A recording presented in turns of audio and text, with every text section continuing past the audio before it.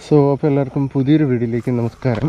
നമ്മളിന്ന് പറയാൻ പോകുന്നത് നമ്മുടെ എക്സ്ട്രീം 125R വിലക്കുറവിനെ കുറിച്ചാണ്. അത് ഇപ്പം ഡ്യുവൽ ചാനൽ ABS ഇറങ്ങിയ കാര്യം എല്ലാവർക്കും അറിയാമെന്ന് തോന്നുന്നു. അത് കേരളയിൽ ഇത്ര നാളായിട്ട് ഇറങ്ങിയിട്ടില്ല. ഞാൻ ഷോറൂമിലൊക്കെ വിളിച്ച് ചോദിച്ചിട്ടുണ്ടായിരുന്നു, ഇറങ്ങിയിട്ടില്ല. ഇപ്പം 125R സിംഗിൾ ചാനൽ ABSനെ കുറിച്ച് നമുക്ക് വിവരങ്ങൾ അറിയാനുള്ളൂ. ഇതിപ്പം ഞാൻ വാങ്ങിച്ചത് 1,35,000 രൂപയ്ക്കാണ് ഓൺ റോഡ് പ്രൈസിന് വാങ്ങിച്ചത്. പക്ഷേ ഇപ്പം ഷോറൂമിലൊക്കെ സിംഗിൾ ചാനൽ ABSന് എൻ്റെ കയ്യിരിക്കണ ഈ വേർഷന് കിട്ടുന്നത് ഇപ്പോൾ കൊടുക്കുന്ന പ്രൈസ് എന്ന് പറയുന്നത് 1,25,000 രൂപയാണ്. ഞാൻ ഇന്ന് ഷോറൂമിൽ വിളിച്ച് ചോദിച്ചപ്പം സിംഗിൾ ചാനൽ ABSനൊക്കെ പ്രൈസ് പറയുന്നത് 1,25,000 രൂപയെന്നാണ്. 10,000 മുതൽ 11,000 രൂപ വരെ കുറഞ്ഞിട്ടുണ്ട്. അതൊരു വലിയൊരു കാര്യമാണെന്ന് നമുക്ക് പറയാം. പക്ഷേ ഇപ്പോൾ എടുക്കാൻ നോക്കുന്ന ഒട്ടുമിക്ക ആൾക്കാരും ഡ്യുവൽ ചാനൽ ABSന് വേണ്ടിയിട്ടാണ് വെയിറ്റ് ചെയ്യുന്നത്. സിംഗിൾ ചാനൽ ABS അധികം എടുക്കുമെന്ന് എനിക്ക് തോന്നുന്നില്ല. നമുക്ക് എന്തായാലും ഇതിനെക്കുറിച്ച് പറഞ്ഞു തുടങ്ങാം. ഇവിടെ ഒടുക്കത്തെ കൊതുകായിട്ട് എനിക്ക് ഇനി ഇവിടെ നിൽക്കാൻ പറ്റത്തില്ല. സമയം 6 മണി കഴിഞ്ഞിട്ടുണ്ട്. നമുക്ക് നിന്ന് ചലിക്കാം. വണ്ടി എടുത്തുകൊണ്ട് നമുക്ക് പറയാം. പിന്നെ ഇങ്ങോട്ട് കയറുന്ന തേരിയും കുത്തിപ്പൊളിച്ച് വാരി ഇട്ടേക്കുന്നുണ്ട്. കുറച്ച് ഇങ്ങോട്ട് കയറി വരാൻ കുറച്ച് ബുദ്ധിമുട്ടുണ്ടായിരുന്നു. ഞാൻ അറിഞ്ഞില്ലായിരുന്നു പൊളിച്ച ടൈമായിരുന്നു. ഓക്കെ, അപ്പോൾ നമുക്ക് പറഞ്ഞു തുടങ്ങാം. പ്രൈസ് പോയിൻ്റ് ഇത് കണക്ക് തന്നെയാണ്. ഫീച്ചേഴ്സൊക്കെ വരുന്ന പഴയ വേർഷൻ തന്നെയാണ്. ഇതേപോലത്തെ ഡിസ്പ്ലേയും നോർമൽ ഡിസ്പ്ലേ ആണ്. വലിയ ഉപകാരം ഇല്ലാത്ത ഒരു ഡിസ്പ്ലേ ആണ്. ഇപ്പോൾ വരുന്ന ഡ്യുവൽ ചാനലിൻ്റെ ഓൺ റോഡ് പ്രൈസ് ഒന്നും കറക്റ്റ് പറഞ്ഞ് തുടങ്ങിയിട്ടില്ല.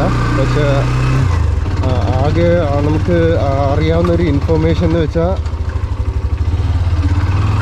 സിംഗിൾ ചാനലിൽ 10,000 രൂപയോളം കുറഞ്ഞിട്ടുണ്ട്. നേരത്തെ ഓൺ റോഡ് പ്രൈസ് 1,35,000 രൂപയായിരുന്നു. ഇപ്പോൾ 1,25,000 താഴ്ന്നിട്ടുണ്ട്.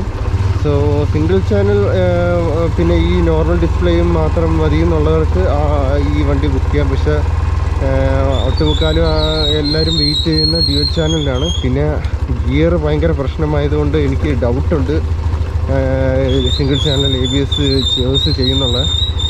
ഇവിടെ ഈ റോഡ് മൊത്തം ഇങ്ങനെ കുത്തി പൊളിച്ച് വാരിയിട്ടേക്കുന്നതുകൊണ്ട് ഞാൻ ഇങ്ങോട്ട് കയറി വരാൻ പറ്റ പാട്. ഞാൻ ഇത് അറിഞ്ഞില്ല കേട്ടോ. ഇങ്ങോട്ട് വന്നപ്പോൾ ഇവിടെ ഞാൻ ഇങ്ങോട്ട് വരത്തില്ലായിരുന്നു. എനിക്കൊരു ഇഷ്ടപ്പെട്ടൊരു സ്പോട്ടാണിത്. ഓരോ റിവ്യൂസൊക്കെ എടുക്കാൻ പറ്റിയൊരു സ്ഥലം ഇതിൻ്റെ മുകളിലാണ്. പക്ഷേ ഈ സ്ഥലം ഇങ്ങനെ ആക്കിയിട്ടാണ് കാര്യം ഞാൻ അറിഞ്ഞില്ലായിരുന്നു. ഇത് കയറി വരാൻ പെട്ട പാട് എൻ്റെ പൊന്നോ, ഇറങ്ങാൻ തന്നെ ഒടുക്കത്തെ പാടാണ്. കാരണം റോഡ് മൊത്തവും കുത്തിപ്പൊളിച്ച് വാരിയിട്ടേക്കണം ടാറിടാൻ വേണ്ടിയിട്ട്. ചെയ്യാതിരുന്ന ഭാഗ്യം. അപ്പോൾ അതെങ്ങനെയൊക്കെയോ ഇറങ്ങി നമ്മൾ വന്നു. നമുക്ക് വലുതായിട്ട് അങ്ങനെ ഒന്നും പറയാനില്ല. സിംഗിൾ ചാനൽ ABS എന്ന് പറയുമ്പോൾ പഴയ വേർഷൻ തന്നെയാണ്. പ്രൊജക്ടർ ഹെഡ് ലാമ്പ്സും LED ഇൻഡിക്കേറ്റേഴ്സും ഈ സിംഗിൾ ചാനൽ ABS. ബാക്കിനകത്ത് ഡ്രംസ് തന്നെയാണ് വരുന്നത്. പിന്നെ എല്ലാ നോർമൽ ഫീച്ചേഴ്സ് തന്നെ എൻ്റെ ഇരിക്കുന്ന പോലത്തെ തന്നെ. ബാക്കിൽ USB ഒന്നുമല്ല, നമുക്ക് ഡ്യുവൽ ചാനലിലും വരുന്നത് നോർമൽ ഷോക്ക് അബ്സോർബർ തന്നെയാണ്. USB ഒന്നും വരുന്നില്ല. ഇനി നമുക്ക് ഫ്യൂച്ചറിൽ ചിലപ്പം വരുമെന്ന് വിശ്വസിക്കാം.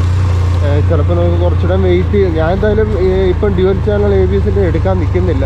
കുറച്ചുകൂടെ കഴിഞ്ഞിട്ട് ഇതിൻ്റെ CC ഒക്കെ കഴിഞ്ഞിട്ട് നമുക്ക് ഇനി 1.5 വർഷം കൂടെ ഉണ്ട് ഇതിൻ്റെ CC അടച്ച് തീരാൻ.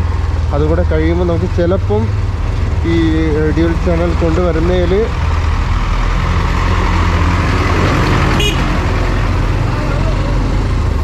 പറയാൻ പറ്റൂല. തുമ്പിക്കൈ ഇങ്ങോട്ട് വല്ല നീക്കി തന്നാൽ ഞാൻ തീർന്നു.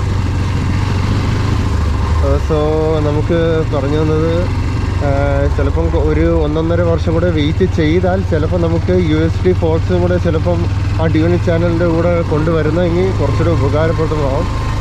വലിയ ഉപകാരമില്ല, എന്നാലും നമുക്ക് കുറച്ചുകൂടെ വെയിറ്റ് ചെയ്ത് നോക്കാം. ചിലപ്പോൾ എന്തെങ്കിലും പുതിയ ഫീച്ചേഴ്സൊക്കെ വരുന്നെങ്കിലാണ്. അതുകൊണ്ടാണ് ഞാൻ കുറച്ചുകൂടെ വെയിറ്റ് ചെയ്യാമെന്ന് വിചാരിച്ചത്. പിന്നെ ഞാൻ ആക്ച്വലി ആ ഡ്യുവൽ ചാനലിൻ്റെ ഇത് ബുക്ക് ചെയ്യാൻ വേണ്ടിയിട്ട് ഇരിക്കുകയാണ്. അത് ഈ മാസത്തിനുള്ളിൽ നമുക്ക് കേരളത്തിൽ വരുമെന്നാണ് പറഞ്ഞത്. പക്ഷേ എൻ്റെ കമൻറ്റിലുള്ള ചിലവരൊക്കെ പറയുന്നത് ഗിയർ ഇഷ്യൂ ഉള്ളത് കൊണ്ട് എടുക്കണോ വേണ്ടയോ എന്നാണ് എന്നോട് ചോദിക്കുന്നത്.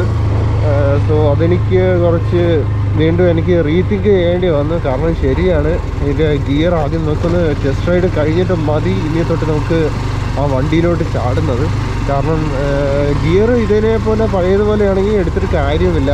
ഇല്ലെങ്കിൽ ഒന്നില്ലെങ്കിൽ നമുക്ക് നല്ലൊരു ഗിയർ ബോക്സ് വരുന്നത് വരെ വെയിറ്റ് ചെയ്യേണ്ടി വരും. എന്തായാലും ഈ മാസത്തിനുള്ളിൽ ഈ മാസം അവസാനത്തോടെ വണ്ടി കേരളയിൽ എത്തുമെന്നാണ് ഷോറൂമുകാരൊക്കെ പറഞ്ഞുകൊണ്ടിരിക്കുന്നത്. സോ നമുക്ക് അതുവരെ വെയിറ്റ് ചെയ്യേണ്ടി വരും. വെയിറ്റ് ചെയ്യുന്നവരെ എന്തായാലും നമുക്ക് റിവ്യൂസൊക്കെ കുറച്ച് പേര് ഇടും. അതൊക്കെ കണ്ട് ഞാൻ കണ്ടതിൽ വെച്ച് പറയുന്നത് ഗിയർ ഹാർഡ് തന്നെയാണ് എന്നാണ് പറയുന്നത്. സോ വളരെ ചേഞ്ചൊന്നുമില്ല. ആകെയുള്ള ഈ കുറച്ച് ഫീച്ചേഴ്സും ഡ്യുവൽ ചാനൽ ABS ഇത് മാത്രമാണ് ചേഞ്ച് ഉള്ളത്. സോ നമുക്ക് ഗിയർ അത്ര പോരെങ്കിൽ പിന്നെ വീണ്ടും എടുക്കുന്നതിൽ ശരിയാവുമെന്ന് തോന്നുന്നു. എന്തായാലും നമ്മൾ ടെസ്റ്റ് ഡ്രൈവ് അടിച്ച് കഴിഞ്ഞിട്ട് മാത്രമേ നമ്മൾ വണ്ടി എടുക്കുന്നുള്ളൂ. സോ ഈ എക്സ്ചേഞ്ച് ചെയ്ത് വണ്ടി എടുക്കുന്ന ആയാലും നമ്മൾ നോക്കും വണ്ടി നല്ലതാണോ, ഗിയർ ബോക്സ് കൊള്ളാമെങ്കിൽ മാത്രമേ എടുക്കുന്നുള്ളൂ. ഇല്ലെങ്കിൽ എടുത്തിട്ട് വലിയ ഉപകാരമൊന്നുമില്ല. സോ എന്തായാലും എനിക്ക് ഈ സെക്ഷനിൽ നമ്മുടെ ഈ 125cc സെഗ്മെൻറ്റിൽ വരുന്നതിൽ എനിക്ക് ഈ എക്സ്ട്രീമേ എനിക്ക് പറ്റുന്നുള്ളൂ. കാരണം നല്ല ബാക്ക് പെയിൻ ഉള്ള ഒരാളായതുകൊണ്ട് ഞാൻ മറ്റുള്ള വണ്ടികളൊന്നും എടുക്കാൻ നിൽക്കുന്നില്ല. പിന്നെ ഹോണ്ടയുടെ ഹോർനെറ്റ് 125ഉം നല്ല ഹാർഡാണെന്നാണ് പറയുന്നത്. അത്യാവശ്യം ഹാർഡാണ്. സോ എനിക്ക് പറ്റിയ വണ്ടിയല്ല, അതുകൊണ്ട് ഞാൻ അങ്ങോട്ട് പോകുന്നില്ല. സോ ഹോണ്ട ഹോർനെറ്റ് 125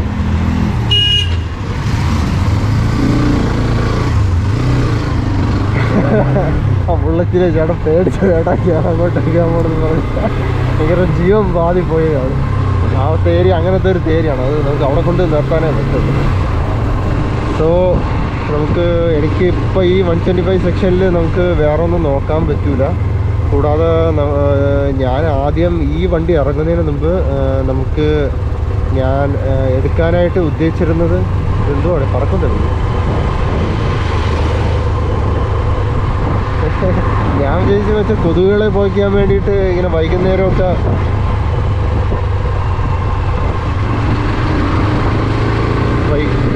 വൈകുന്നേരമൊക്കെ പുഹയ്ക്കൊണ്ടൊക്കെ ചിലവരൊക്കെ ഇങ്ങനെ ഒരു വണ്ടിയിലൊക്കെ കൊണ്ടുപോയി. അതാണെന്നും വിചാരിച്ചാണ് ഇരുന്നത്. പക്ഷേ അതല്ല. ഓക്കെ, ബാക്കിലൊരു കാറുകാരൻ വരുന്നത്. അത് നമുക്ക് ഒന്ന് മുന്നിലോട്ട് കയറ്റി കൊടുത്തിട്ട് നമുക്ക് സംസാരിക്കാം. ഓക്കെ, സോ നമുക്ക് പറയേണ്ട കാര്യം എല്ലാം പറഞ്ഞു തരുന്നിട്ടുണ്ട്.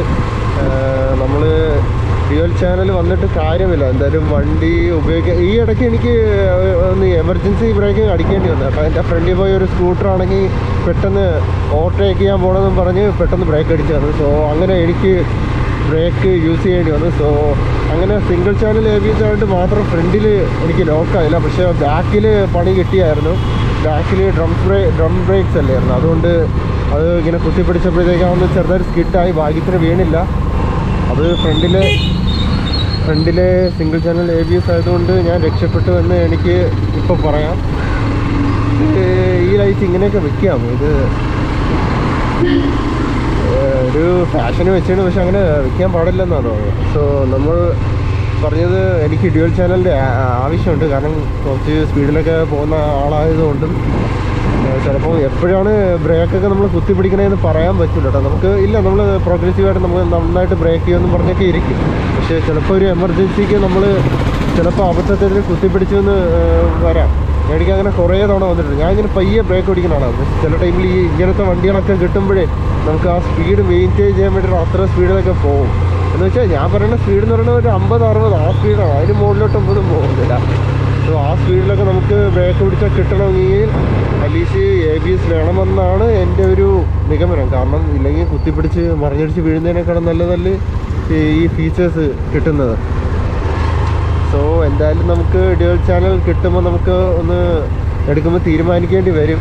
ഗിയർ ബോക്സ് വൃത്തികെട്ടതാണെങ്കിൽ എടുത്തിട്ട് കാര്യമില്ല. ഞാൻ എന്തായാലും ഒരു ടെസ്റ്റ് ഡ്രൈവ് ഇട്ട് ഞാൻ അവരുടെ ഷോറൂമുകാരുടെ അടുത്ത് ഒരാഴ്ചത്തേക്ക് വണ്ടി തരാൻ പറയാം. അതിൻ്റെ ഒരു ചാനലിൽ റിവ്യൂ ഇടാനാണെന്നും മറ്റതും മറിച്ചാണെന്നും പറയാം. പക്ഷേ ചാനലിൽ വലിയ സബ്സ്ക്രൈബേഴ്സ് ഇല്ലാത്തതുകൊണ്ട് തരുമോ ഇല്ലയോ എന്ന് എനിക്കറിയത്തില്ല. എന്നാലും ചോദിച്ചു നോക്കാം. ആണെങ്കിൽ അവർക്കും ഒരു ഉപകാരമാവും. ഒരു പ്രൊമോഷനായിട്ട് നമുക്ക് കൊടുക്കുകയും ചെയ്യാം. നമുക്കും അറിയാലോ വണ്ടി എക്സ്ചേഞ്ച് ചെയ്യണോ വേണ്ടയോ എന്ന് നമുക്ക് തീരുമാനിക്കുകയും ചെയ്യാം. സോ അതാണ് ഇപ്പോഴത്തെ എൻ്റെ പ്ലാൻ. ഈ മാസത്തോടുകൂടി ആ കാര്യത്തിൻ്റെ ഒരു പ്ലാനിങ് നമ്മൾ തീർക്കും. സോ അതിൻ്റെ റിവ്യൂവിനായിട്ട് നിങ്ങൾ കാത്തിരിക്കുക. ഇപ്പോൾ ഇവിടെ കേരളയിലൊന്നും വന്നിട്ടില്ല. നിങ്ങൾക്ക് നിർബന്ധമാണെങ്കിൽ വെളിയിലോട്ടൊക്കെ പോയി ടെസ്റ്റ് ഡ്രൈവ് അടിക്കാവുന്നതാണ്, വെളിയിലുള്ള ആൾക്കാർ മാത്രം കേട്ടോ. അല്ല ഇവിടെ നിന്ന് കുത്തിപ്പിടിച്ച് പോയി ടെസ്റ്റ് ഡ്രൈവിന് വേണ്ടിയിട്ട് മാത്രം അത് നഷ്ടമായിട്ട് എനിക്ക് പറയാൻ പറ്റും. സോ അപ്പോൾ അങ്ങനെയാണ്. ഇതാണ് നമ്മുടെ എക്സ്ട്രീം 125R പഴയ മോഡൽ സിംഗിൾ ചാനൽ ABSൻ്റെ അപ്ഡേറ്റും പിന്നെ പുതിയ മോഡലിൻ്റെ ഒരു ചെറിയ ഡീറ്റെയിൽസ് നമ്മൾ പറഞ്ഞു. സോ നമുക്കിനി അടുത്തൊരു വീഡിയോയിലേക്ക് കാണാം. സോ ഈ വീഡിയോ കണ്ടതിൽ വളരെ നന്ദി. പറ്റുമെങ്കിൽ ചാനൽ ഒന്ന് സപ്പോർട്ട് ചെയ്യാൻ നോക്കുക. നമുക്ക് 400 സബ്സ്ക്രൈബേഴ്സ് ആവാറായി, 2 സബ്ബും കൂടെ ഉള്ളൂ.